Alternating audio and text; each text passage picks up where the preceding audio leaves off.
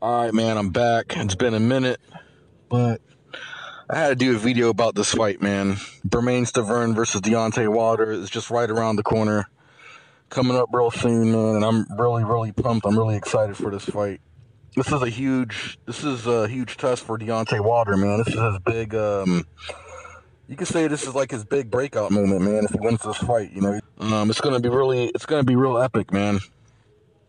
It's gonna a lot of people is going to be really happy, man. And I can see it already, man. I can really see this happening already. But it's going to break down this fight kind of quick. But just to sum things up really quick. I see both of these guys, man. I see both of these guys. They're going to be fighting really cautiously in the early stages of the early rounds.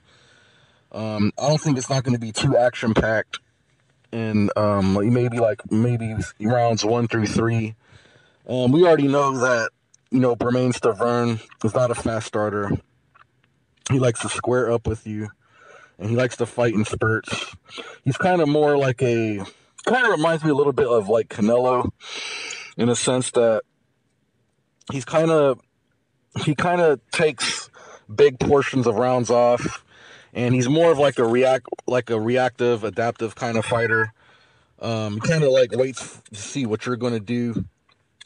And don't get me wrong, I mean, sometimes that does work to his advantage, but the thing is with Deontay Wilder is that if you go look at several of his past fights, if you look at the Jason Gavern fight, Jason Gavern was he was giving him the business, man.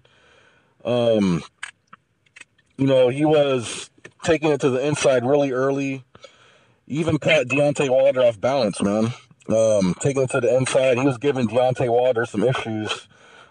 Trying to make him fight on the back foot, and Deontay Wilder is not good fighting on the back foot. We even saw this in the Nikolai Fursa fight. Obviously he knocked him out or whatever, but he was giving him some issues, in the early part of that fight as well.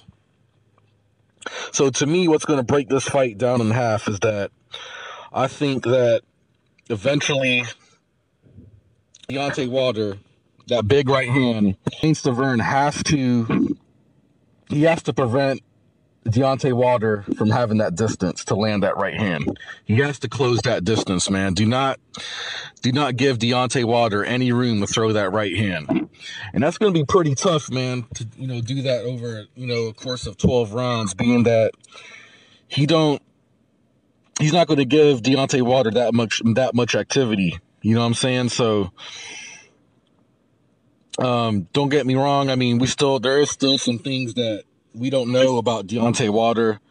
We don't know how he could handle adversity, if he could adjust. We've obviously never seen the guy past the 4th round. Well, we don't know how good his chin is. So some of these questions might be answered in this fight.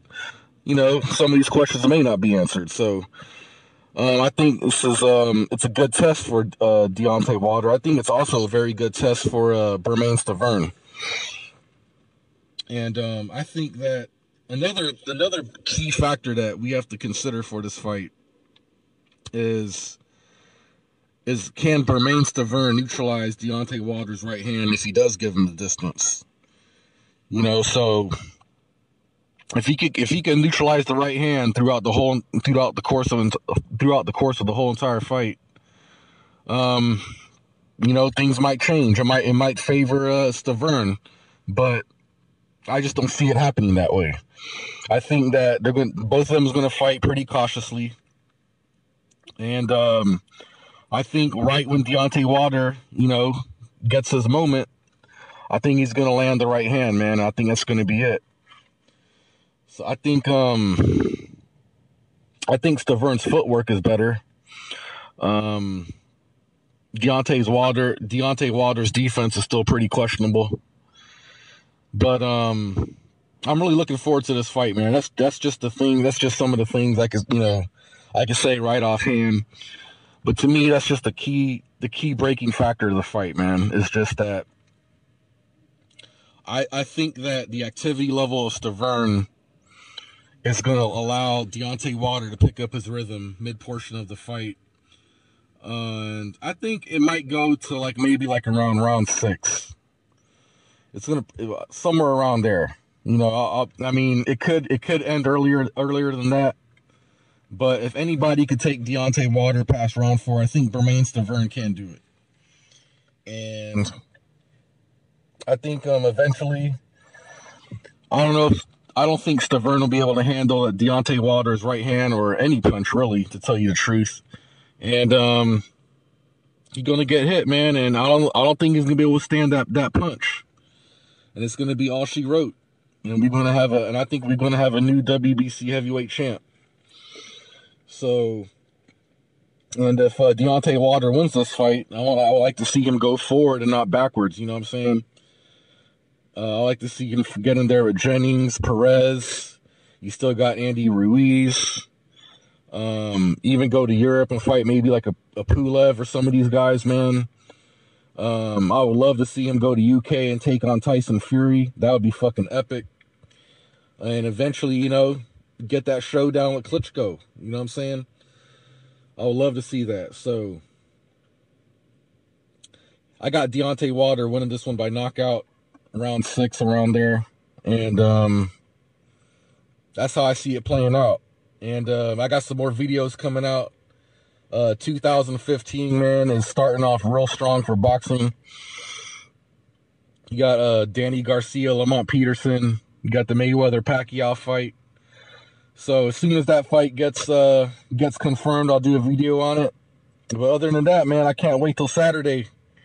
The new WBC heavyweight champ.